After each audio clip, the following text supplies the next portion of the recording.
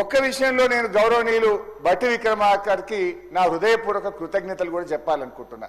మరి అది పొరపాటున చెప్పినరో గ్రహపాటున చెప్పినరో కానీ ఈరోజు ఇప్పుడు తన స్పీచ్లో 7:44 మొత్తం 16 నెలల కాంగ్రెస్ ప్రభుత్వ హయాంలో ఇంట్రెస్ట్ అండ్ రీపేమెంట్స్ మొత్తం అప్పులు కట్టడానికి 88,564 కోట్ల రూపాయలు ఈ 16 నెలల్లో ఖర్చు పెట్టామని చెప్పారు ఎట్ 7:44 PM.